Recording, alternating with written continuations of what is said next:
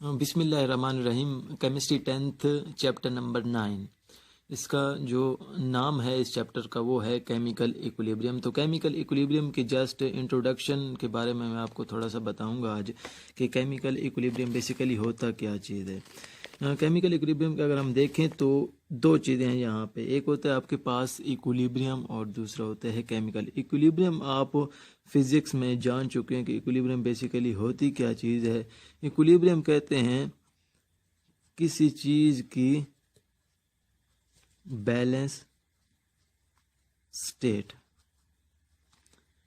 किसी भी चीज़ की जो बैलेंस हालत होती है, जो मतवाजन हालत होती है, उसको क्या कहा जाता है?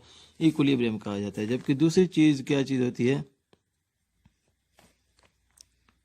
केमिकल। केमिकल का यहाँ पे मतलब है केमिकल रिएक्शंस।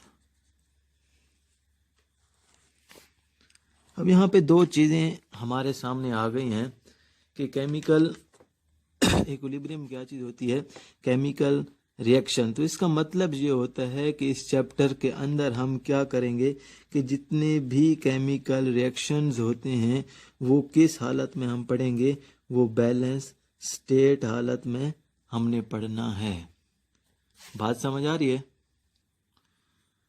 तो जी अभी हम चलेंगे थोड़ी सी इसकी एग्जांपल के बारे में मैं आपको बताता चलूँ कि फिज़िकल इक्विलिब्रियम और केमिकल इक्विलिब्रियम क्या चीज़ होते हैं। तो फिज़िकल इक्विलिब्रियम में आप यहाँ पे देख सकते हैं हमारी नेचर के अंदर भी मुख्तलिफ़ किस्म के जो इक्विलिब्रियम इस्टेब्लिश हुआ है वो कैसे होता है। सपोज़ मैं आपको एक एग्जांपल बताता हूँ, बहुत ही कॉमन किस्म की एग्जांपल है।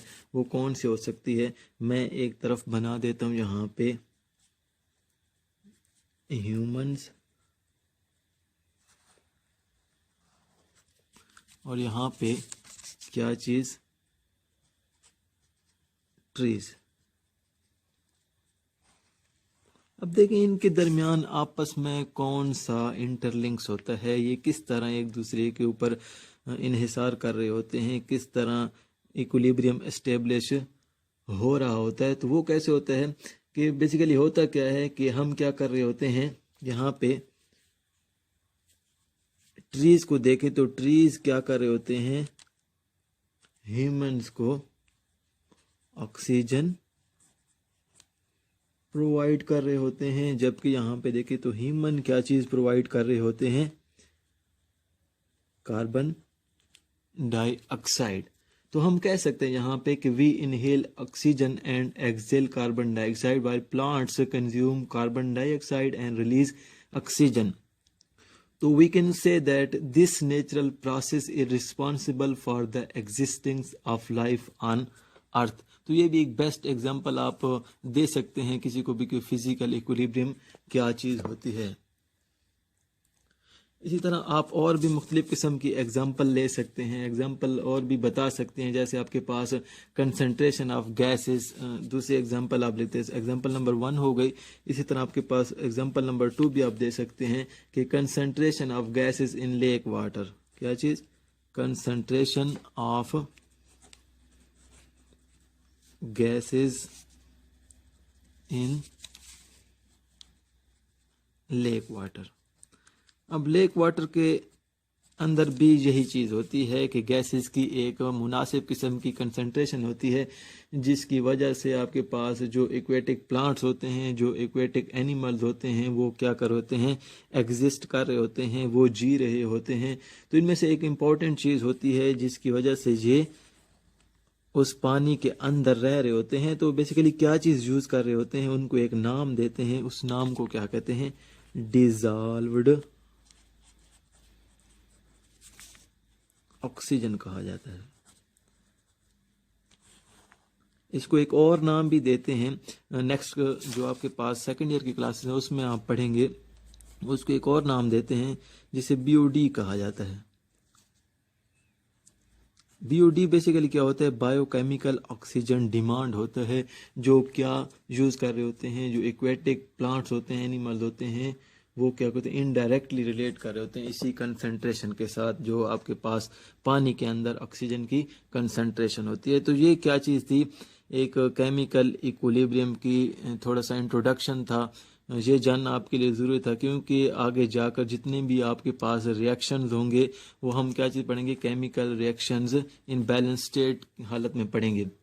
इसके अलावा इस चैप्टर के अंदर हमने मुख्तलिफ़ किस्म की और भी चीज़ें पढ़नी हैं। वो क्या हो सकती हैं, उनमें से मुख्तलिफ़ किस्म के आपके पास आगे आगे टॉपिक्स आने वाले हैं, जिसमें जो जिनमें से बेहतरीन जो किस्म का जो मोस्ट टॉपिक है, इम्पॉर्टेंट जो टॉपिक्स मोस्ट होंगे इम्पॉर्टेंट टॉपिक होता है, वो कौन सा था, वो होगा आपके पास रिवर्सिबल रिएक्शंस क्या होते हैं, कि रिवर्सिबल रिएक्शंस क्या होते हैं, डायनामिक इक्विलिब्रियम क्या होता है, इरिवर्सिबल रिएक्शंस क्या होते हैं। तो मुख्तलिफ़ किस्म के आपने क्या चीज़ पढ़ने आगे जाकर, रिएक्शन पढ़ने हैं, उनकी टाइप्स पढ़नी है कि कौन कौन सी टाइप्स होती हैं और उनके नाम क्या होते हैं, इनको रिवर्सिबल क्यों कहा जाता है, उनको इरिवर्सिबल क्यों कहा जाता है। तो इंशाल्लाह अगले लेक्चर में हम ये चीज़ें डिस्कस करेंगे वन बाय वन।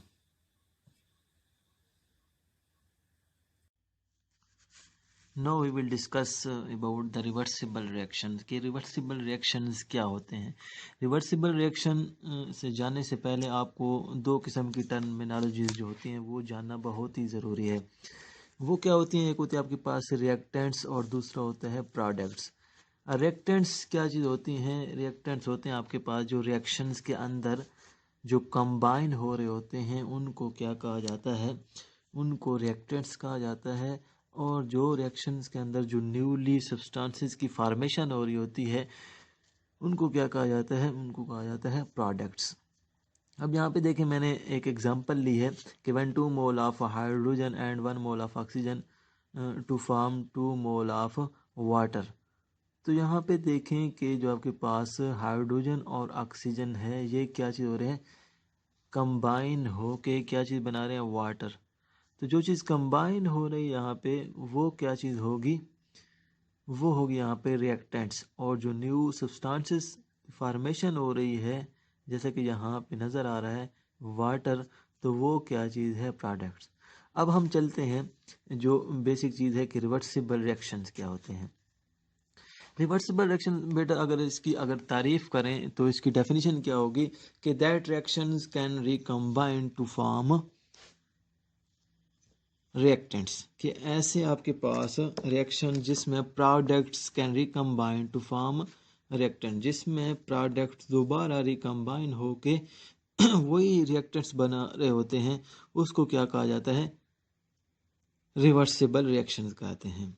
अब इसके कुछ और पॉइंट्स भी हैं, यहाँ पे देखें कि पॉइंट्स है कि यहाँ पे कि these reactions never go to completion. तो इसका मतलब क्या होता है, इसका मतलब ये होता है जैसे नाम से जाहिर है कि ये जो रिएक्शन होते हैं ये रिवर्स हो रहे होते हैं। तो इसका मतलब ये है कि ये जो रिएक्शन है ये मुकम्मल तौर पर कंप्लीट नहीं हुआ। अगर हम इसकी रिप्रेजेंटेशन के बारे में बात करें तो रिप्रेजेंटेशन को देखें यहाँ पे कि डबल एरो जो होता है रिएक्टेंट्स और प्रोडक्ट्स के दरमियान, वो हम क्या करते हैं, रिप्रेजेंट करते हैं, जिसमें आपके पास ये वाला जो एरो होता है ये मैंने लिखा है RF, it means rate of forward reactions, and R small r it means rate of reverse reactions. तो यहाँ तक बात आपको क्लियर हो गई होगी आई थिंक। अब हम इसकी एग्जांपल की तरफ चलते हैं कि एग्जांपल कौन कौन सी होती हैं, एग्जांपल्स ऑफ रिवर्सिबल रिएक्शन। तो सबसे पहले यहाँ पे कि फॉर्मेशन ऑफ हाइड्रोजन आयोडाइड। अब फॉर्मेशन ऑफ हाइड्रोजन आयोडाइड के अंदर हम पढ़ेंगे कि इसमें रिवर्सिबल का हमें कैसे पता चलता है कि ये जो रिएक्शन हो रहा है कि हाइड्रोजन और आयोडीन मिल के क्या चीज़ बना रहे हैं, हाइड्रोजन आयोडाइड बना रहे हैं, और है भी क्या चीज़, reversible reaction.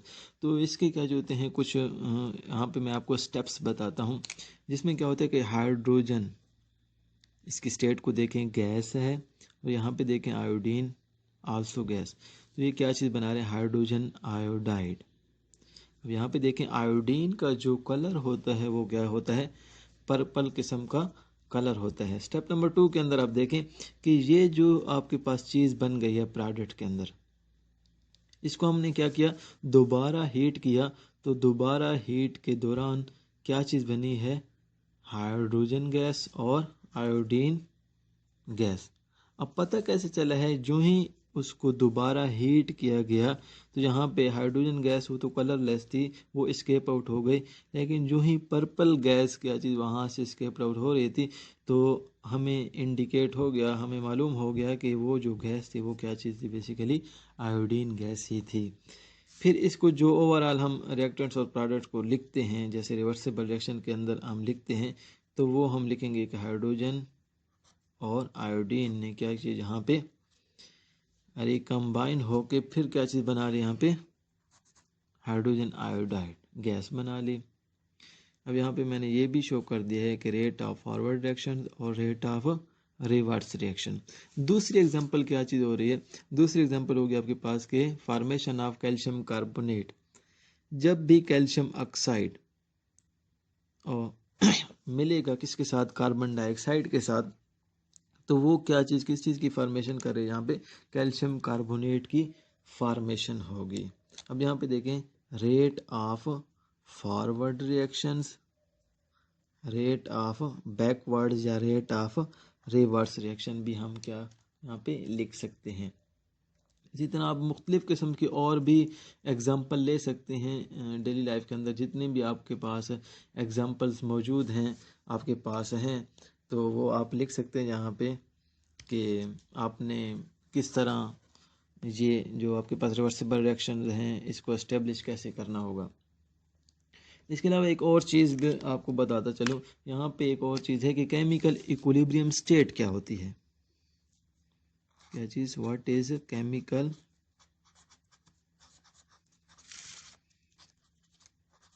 Equilibrium state. Chemical equilibrium state क्या होती है, ये अक्सर आपसे शॉर्ट क्वेश्चन के अंदर भी पूछा जाता है। तो इसकी डेफिनेशन कैसे करेंगे कि द रेट ऑफ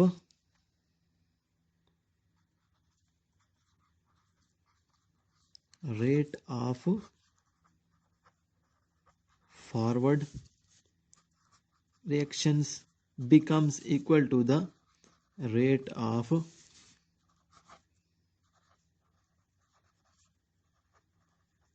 बैकवर्ड।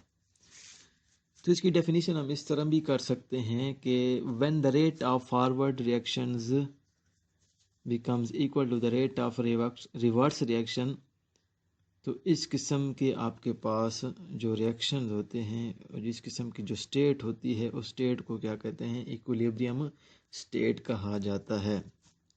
अब इस इक्विलिब्रियम स्टेट को अगर हम ग्राफिकली देखें, मैं आपको ग्राफिकली भी बना कर देता हूँ आपको कि ग्राफिकली आपने इसको कैसे रिप्रेजेंट करना होगा। तो ग्राफिकली आपने क्या करना है, यहाँ पे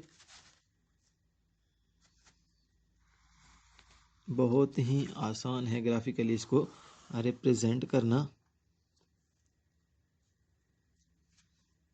अब यहाँ पे देखें, ये जो आपके पास है, ये जो कर्व है, ये किसकी कर्व होगी कि ये होंगे आपके पास रिएक्टेंट्स, और यहाँ पे क्या चीज़ है, ये आपके पास हो जाएंगे प्रोडक्ट्स, और ये क्या चीज़ होगी बेटा, ये होगी जो रिएक्शन का रेट होगा।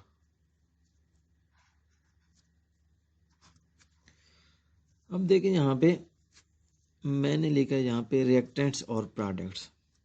सपोज अगर यहाँ पे है ए और बी रिएक्टेंट्स हैं, वो क्या चीज़ मिलके बना रहे हैं, प्रोडक्ट सी और डी। तो ओवरऑल रिएक्शन में यहाँ पे लिख देता हूँ आपको कि ए और बी यहाँ पे मिलके क्या चीज़ बना रहे हैं, सी और डी प्रोडक्ट्स बना रहे हैं।